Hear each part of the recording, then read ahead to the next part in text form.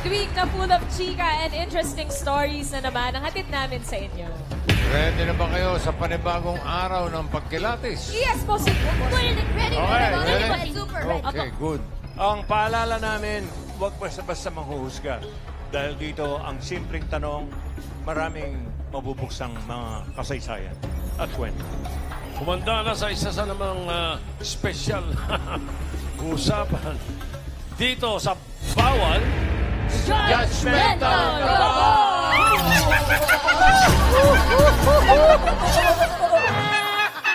Halika, pare.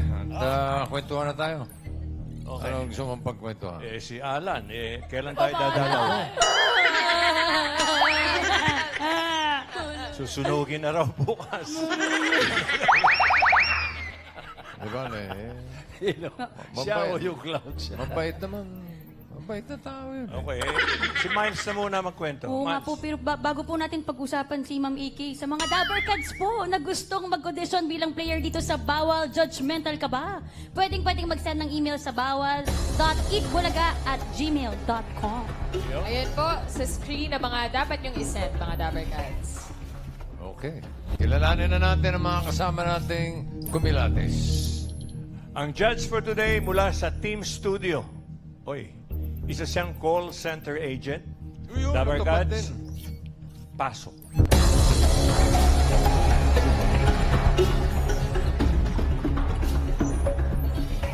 Hello, Dabber Cats. This is Vanessa Badir from San Jose del Monte, Bulacan, and I believe in the saying that being curvy and confidence is my formula for fabulousness. Yeah. Vanessa, halika rito. Hi, Vanessa. Hello po, bossing. How are you? Okay naman po. Excited and kinakabahan. Anong oras ang duty mo sa call center? Normally po, 10 p.m. to 7 a.m. Wow. Yes po. Pinanganak ka ba bumabagyo? Di ko po alam. Hindi, yan. Baha o baha. Baha Nesa.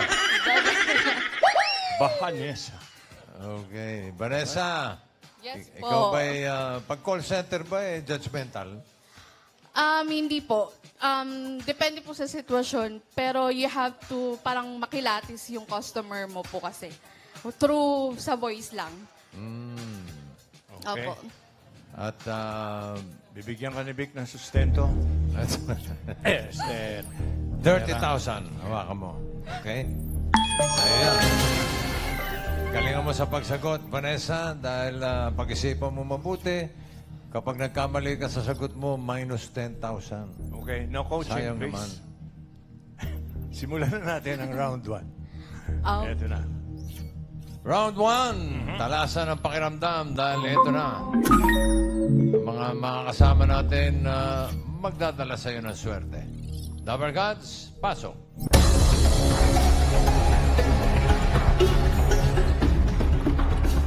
Hello, Dabber Cats.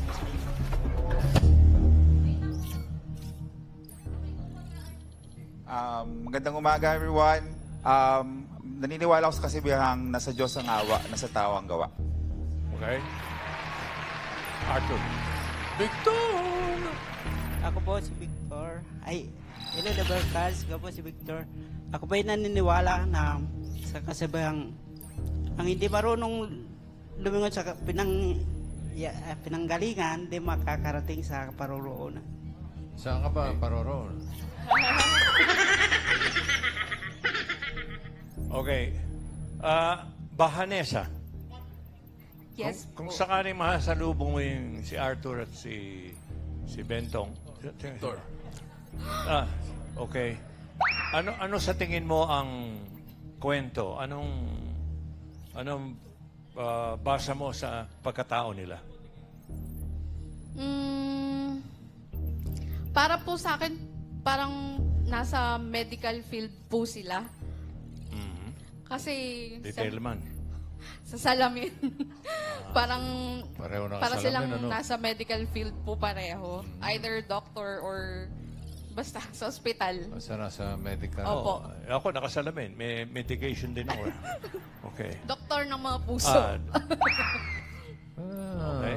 Bibigyan ka pa namin ng chance mas kilitisin ng mga kasama natin today. Okay. Tingin mo na.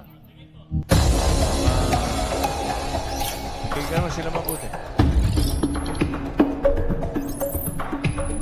May sinasabi ba ang kanilang mga mata? May naramdaman ka ba?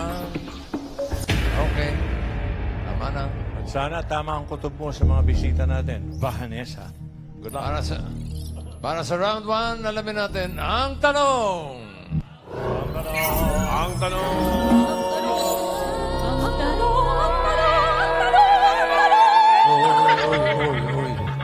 Uy. Sino sa kanila ang may breast cancer? Narito ang mga pagpipilian mo. Nandyan po si Arthur. Pwede rin po si Victor.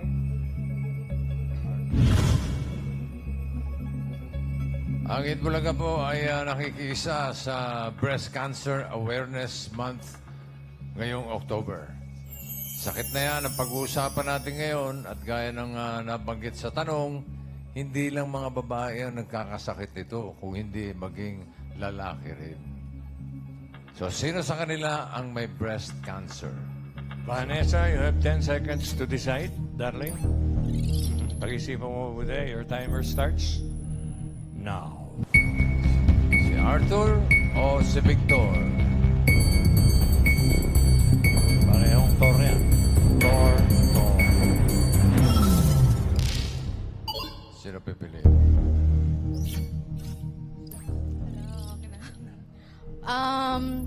Victor. Bakit si Victor? Victor, bakit? Parang may tension po kasi akong nararamdaman sa kanya. Judgmental ka. Ha? Sorry. Napahina lang ang boses eh. Ikaw. Victor! Is that your final judgment?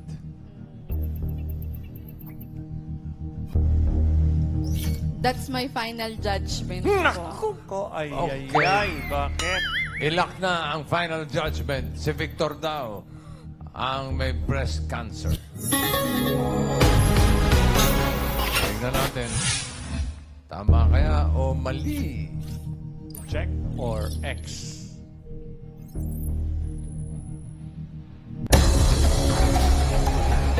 Check! Galing mo naman.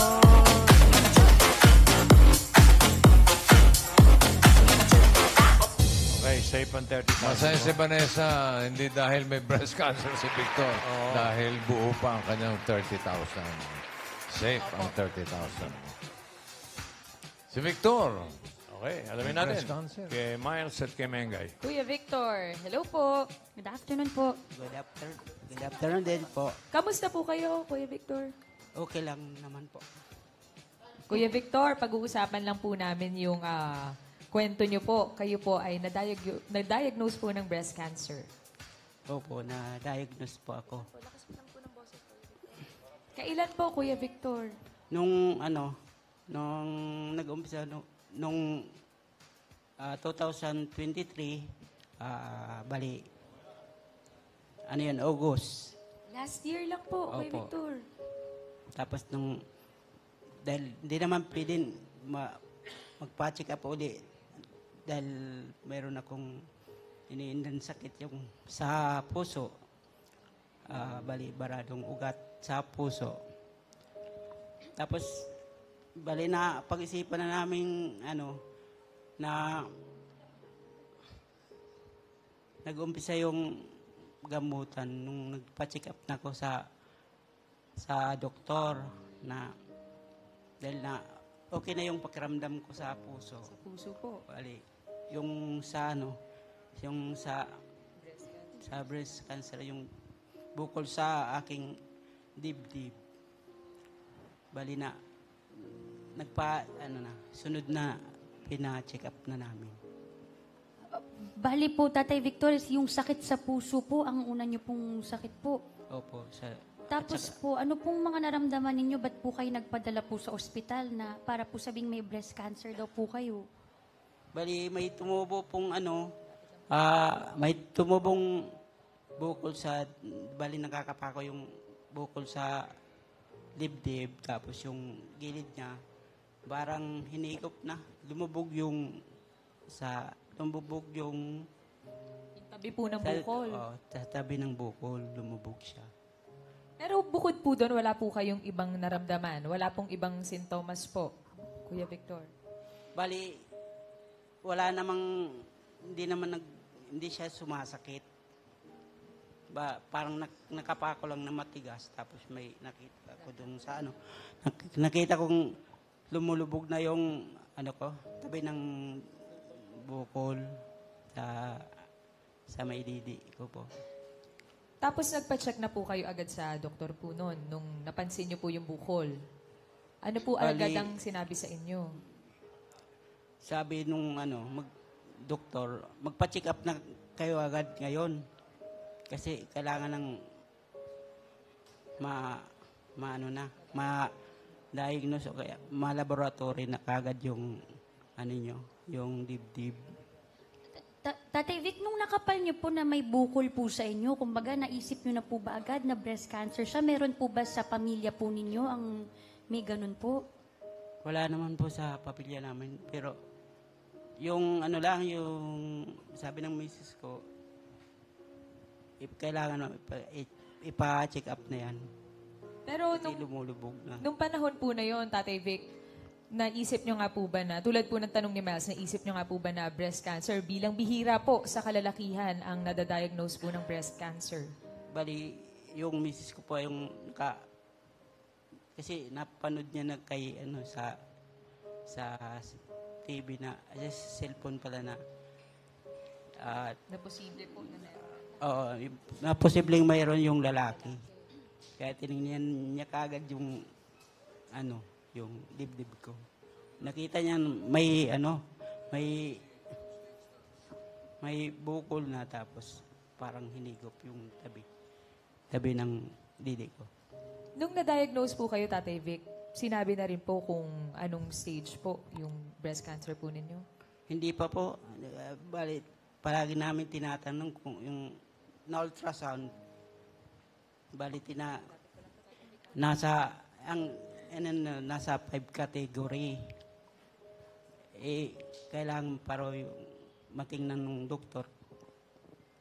Kasi una kasing doktor yung doon sa may yung hindi pa pumunta daw muna ako sa surgeon, doon ka pumunta para makita mo yung kasi siya pagsabi kung yung nandun sa oo. Pero ngayon po, Tatay Vic, anong stage na po yung breast cancer po Bali, ninyo? stage 3 po. Stage 3. Alam niyo, para mas maintindihan natin, Dabber Cats, yung usaping ito, may kasama tayong oncologist. Walang iba kundi si Doc Arthur. Yan, katabi niyo. Doc Arthur! Ay, Doc. Doktor yan. Si Vanessa. Arthur Jason Go. Sumali ka na, Internal Medicine and Medical Oncology. Hello again. Doc, bihira pong kaso yung magkaroon ng breast cancer ang mga lalaki. Ilang porsyento po ba ang nadadiagnose po ng breast cancer sa kalalakihan? Okay, so for breast cancer, 1% lang siya. Less than 1% ng lahat ng breast cancer yon. So very rare sa isang lalaki magkaroon ng breast cancer. Pero pwede ang isang lalaki magkaroon ng breast cancer. Usually ba, Doc, pag ganyan po, namamana po ba yan? Nasa Yeah. lahi po ba nila? So you have risk factor. Meron tayong mga risk factors sa kalalakihan. One is genetic. Ang tawag doon is meron kasing BRCA1 mutation tsaka BRCA2. Yung BRCA2, which is a breast cancer gene 2 sa lalaki, namamana yan, napapasyon.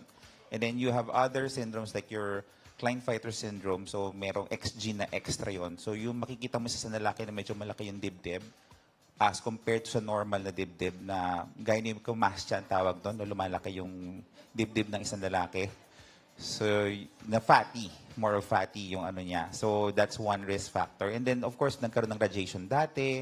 And then, yun din, meron din mga nakalink sa mga liver diseases, yung mga cirrhotic liver.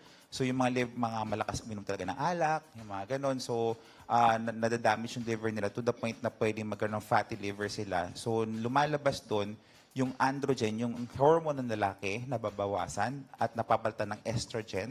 which is nakukuha sa fat kasi yon. So we encourage everyone to exercise talaga kasi because yung estrogen na lumalabas yun sa fat, so it can actually cause then, or it's one of the hormone na kinakain ng cancer. So those are risk factors that can lead to a cancer for male. Yung kay Tatay Victor, tayo na determine po ba? Kaya ba, Doc, yun i-determine kung Yeah. ano po yung nag-cause po nung We sa can have condition? we have gene mutations. It's available now in the Philippines to do gene mutations as well. So we could trace that now for genetic testing. In tertiary hospitals, meron na po silang available for to do those tests.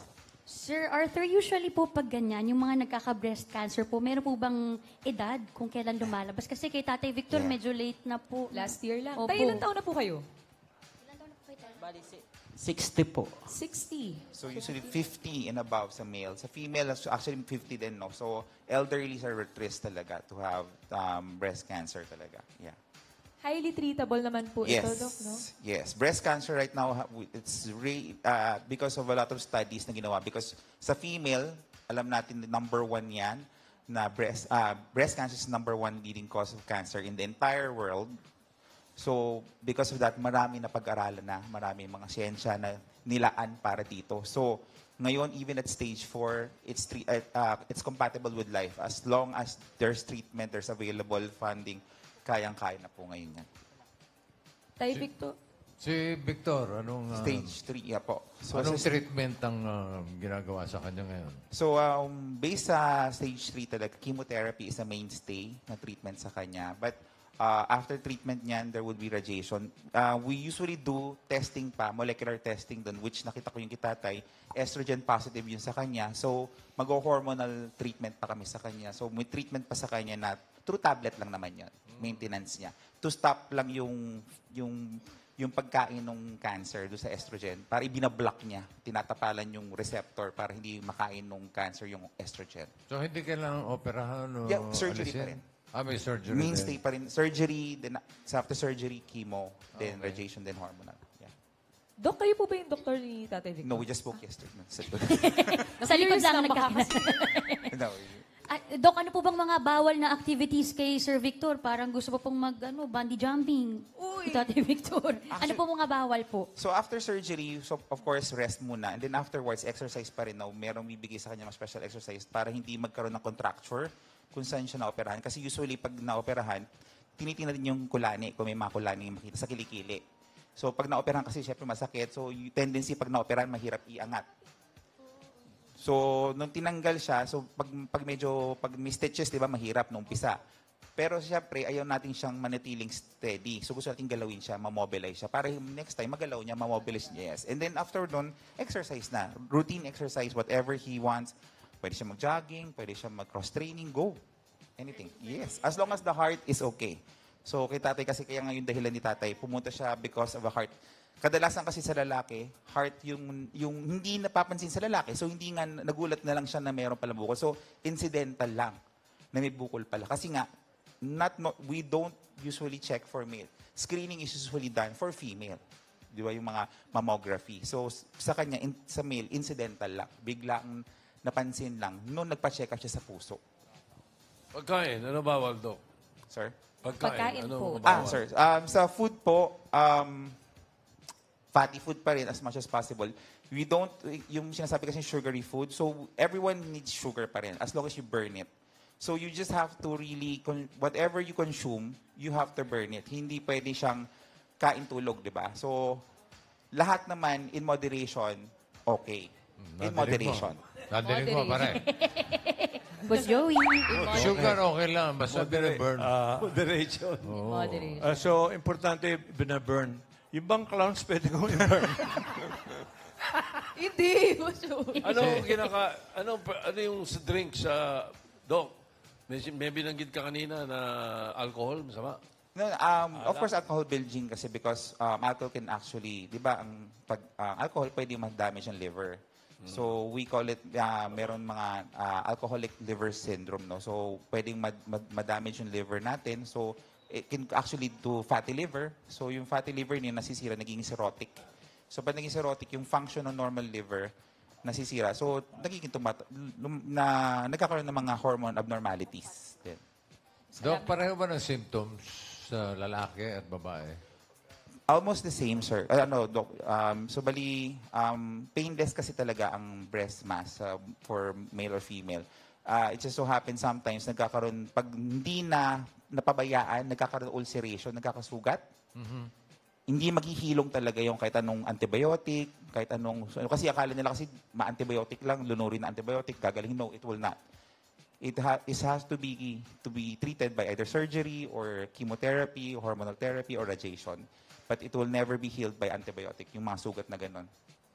Thank you po, Doc. Tay, Maraming salamat po. kayo po ba na operahan na po kayo? Tapos na po. Meron. Ano pong treatment ang ginagawa niyo po ngayon, Tatay Victor? Bali, kasi hindi pa gaanong gumagaling.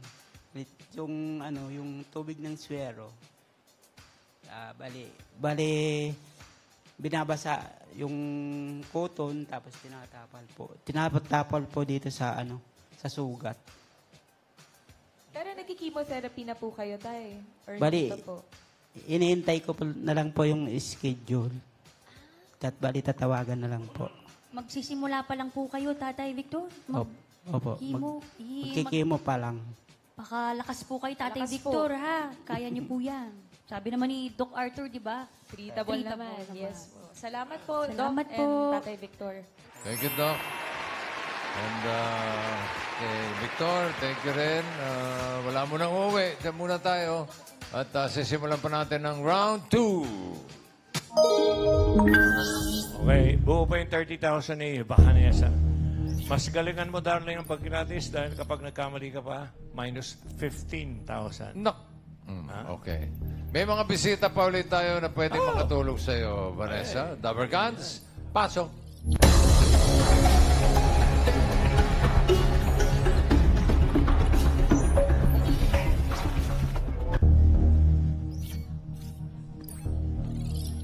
Pakilala.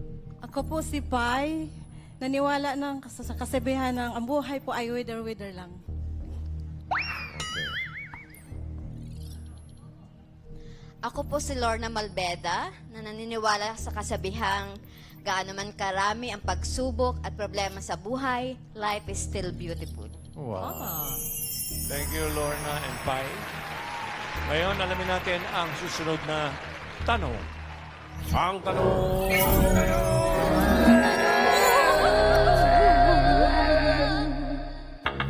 Sino sa kanila ang asawa ni Victor?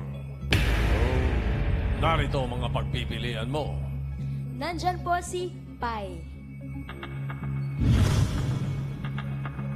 Andyan rin po si Lorna. At narito pa rin si Vanessa. Vanessa, you have 10 seconds to decide. Timer starts now. Sino sa kanila ang asawa ni Victor? Si Pai ba o si Lorna? Dalawa lang yan. Sino? Si Pai. Bakit? Nagugutom ka na? Medyo po. Okay. Medyo Is that your final judgment?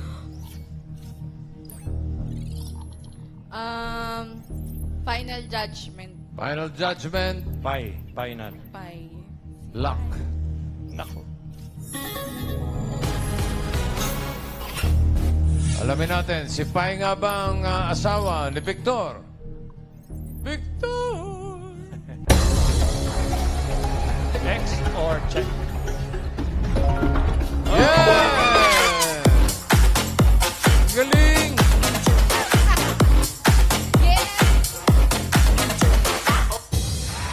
Safe? 30,000. Safe na safe. Susa mo na yun. Hello po, Miss Pai, Nanay Pai. Magandang hapon po, ma'am. Nay, kamusta po nung mabalitaan niyo po na, ayun nga po, na-diagnose po si tatay ng breast cancer? Malungkot po. Malungkot. Si Lord na nga pala ay asawa naman ni Dr. Arthur ko. Hindi po. Hindi po, Julie. Hindi. Pinartner ko lang. Naipay, paano niyo po sinusuportahan si tatay po? Malakas naman po siya, yung positive po siya. Ako lang po yung talagang parang, nung nalaman ko, para po akong binagsakan ng langit at lupa kasi dahil sa karamdaman po niya po, ma'am. Nanay Pai, di ba po pag ganyan, usually kapag merong may sakit sa pamilya natin, lalakasan natin yung loob natin. May pagkakataon na po bang bumigay po kayo sa harap ni Tatay Victor? Kasi sa hirap, syempre po, sa takot Hindi din. po siya sa harap. Pag nagtatago po ako sa CR para umiyak. Yun lang po. Para hindi niya alam na ako po yung nanghihina. May mga anak po kayo? Wala po. Ay, wala po. Hindi pinagbala. Ilang taon na po kayong nagsasama po, Tatay Victor? Bali, 27 na po. 27 years. Paano niyo po nalaman na sinabi po na yan, no? Paano niya sabi ni Victor? Paano sinabi sa'yo? Paano niyo nalaman na may cancer si asawa? Bali, ako po yung nakapansin Ano po napansin niyo? may bukol po siya. Tapos parang may dimple na po yung parang tabi ng breast niya. Parang hinigo po pailalim. Kinutuban na po kayo no, nanay? Opo, kinutuban na po talaga ako, ma'am. Kayo po yung kasama sa ospital, Nanay Pai. Ano pong sinabi ng doktor sa inyo? Nung sinabi ng surgeon ay magpa-ultrasound, biopsy. Yun, after nung nalaman po na mayroon siyang problema na, inano na siya na magpa-opera po. Yun. Mag-asawa talaga sila na pareho mahinang Opo, it's a time. Pinakabahan po, Sir Bossing. Kamusta naman po ang after niyo po malaman pareho yung condition po ni tatay? Ano pong pinag-usapan po ninyo? Meron po ba kayong mga plano? Meron po ba kayong mga gustong mga gawin? Ituloy lang po yung... Treatments po muna? Opo, ituloy yung gamutan, pa-check up. Yun. Ano pong pagbabago po sa lifestyle po ni tatay? Pati rin po sa inyo bilang kayo lang pong dalawa po sa bahay. Damayan nyo natin. Tulungan kami, dasal, tapos tinanggap naman po namin kung anong mayroon, basta dasal lang po. Yun po. Nanay Pai, ngayon po na magsisimula pa lang po ang chemo ni Tatay Victor, ano pong mensahe niyo po sa inyong mister? Magdasal, tuloy ang buhay, tanggapin na lang lahat kung anong mayroon. Yun. Magdasal po. Yun lang po, na para gumaling. Miles, ano ba trabaho nila? Ano pong trabaho niyo daw po ay Tatay Victor? Bali, nag-retire na po ako. Dati po. Ano pong trabaho? Guard po? 24/7 po? Oo. Saan po kayo nagbabantay po, Tatay?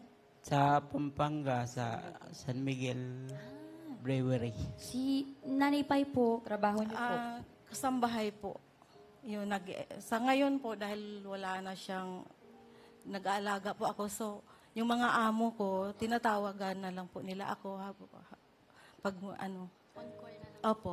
naglalabada, ganun po. Yung oras po ng trabaho niyo po, tay, anong oras po yun? Bali, 6 to 6 yun. 6 to 6. Doc Arthur, nakaka-apekto po ba yun? Well, stress is one of the, well, it's not directly linked, pero multifactorial pa rin ng cancer pa rin. Pero of course, stress can actually induce mga hindi magandang hormones din, no, mag-proliferate. So yun. So we would really advise, syempre yung stress, mabawasan yung pagpupuyat, kasama. Kasi pag nagpupuyat, bumababa yung immune system, lalo na sa mga pasyente nagagamot, nagki-chemotherapy, no, pag nagpupuyat, yung immune system nila, hihina pa lalo. Kasi rest is the one that recharges our body. It's the one that heals our body. So, we advise them wag magpuyat talaga. Ayan, nandinig ko, ha? Joey? Yes. Saan nanggagaling ang income nila ngayon? Oo nga po, ano po ang kinukuhanan niyo po ng panggastos po sa araw-araw? Sa ngayon po, yun na nga, tinutulungan kami ng mga atin niya dito sa Cubao. Kasi pagsamantala po kasing nakikitira muna kami. Dahil nauwi na po talaga kami sa Mindanao. Bumalik lang po kami para po ipagamot. So sa ngayon, ang tumutulong sa amin, yung mga atin niya, kapatid ng dalawang Shoutout niyo po, Mami Pai. Hi, Ate Mel, Ate Esther, Ate Sylvia. Salamat po sa inyong pagtulong sa amin po. Maraming salamat po sa inyo. Sige, tsaka sagot din na Itbulaga yung mga pang-chemotherapy mo. Yan! Thank you po, sir. Thank you po, sir. Salamat po. Thank you, sir. Aabunuhan ko. Salamat po. Malakas po kayo, Tay Victor. So, totoo ba na si Lorna asawa ni Arthur? Alamin po natin. Interviewin nyo. Thank you po, Tay. Salamat po, Tay. Palakas po kayo. Ate Lorna, kayo po ba ay related kay Doc Arthur o kay Tatay Victor? Hindi naman po, pero may common ano po kami. Kasi yung oncologist ko, friend dyan po. Katulad po ni Kuya Victor, isa po akong breast cancer. Survivor naman po ako. Survivor! Palakalanan na pa kami. Po, gaano katagal na po kayong cancer, sir? Ako po, kasi sinabi ni doktor na mga 50 and above nagkaka-breast cancer. Pero nung ako po ay nagka-breast cancer, magpo 40 years old pa lang po ako. And salamat sa Diyos na ako po ay napasok sa isang clinical trial. Pero ngayon po, Ate Lorna, Opo, cancer-free na po kayo. ako. Salamat sa Diyos. Salamat po, Ate Lorna. Salamat, Ate Lorna. Thank you po. Okay. Vanessa. Perfect. Ikaw, 30,000. Okay. Congratulations, manalo ka ng 30,000. 30,000 buong buo. Maraming salamat sa mga double cuts na nakasama natin ngayon. Marami tayong natutunan at salamat sa pagbabahagi ng inyong mga kwento. Thank you. Salamat din kay Doc Arthur. Doc, may maipapayo ka ba sa ating mga double cuts? So, today, this month is Breast Cancer Awareness Month. So, we encourage every female mag-check up talaga, especially 40 and above. Actually, start na po ang breast cancer screening. Ang breast cancer screening naman po is available naman. Meron din mga PhilHealth package naman po. So, you can actually avail that. Sana po, no, especially may mga risk factors na sa kababaihan, may lahi, first degree o second degree relative, have yung medyo obese, no? Tsaka may nakakapangbukol, no? For that matter, kung may nakapangbukol, may nasasalat na bukol. Tulad kay sir, no, nakita niya parang nagkaroon ng inverted nipple, something like that, or nagkaroon ng mga rashes, or redness, or even inflammation. Please seek consult lang po. Malapit sa damdamin namin ni Vic yung mga breast cancer patients at saka survivors kasi ang mother namin nagkaroon ng breast cancer. Pero she survived it later on. Thank you, Doc Arthur. Walang pinipiling kasarian ng sakit. Kaya kung may mapapansin kakaiba sa katawan, magpa-check up na agad. Baba. Yeah. Tulad yan. Nadinig nyo. Bawal ipagpaliban ang ating kalusugan.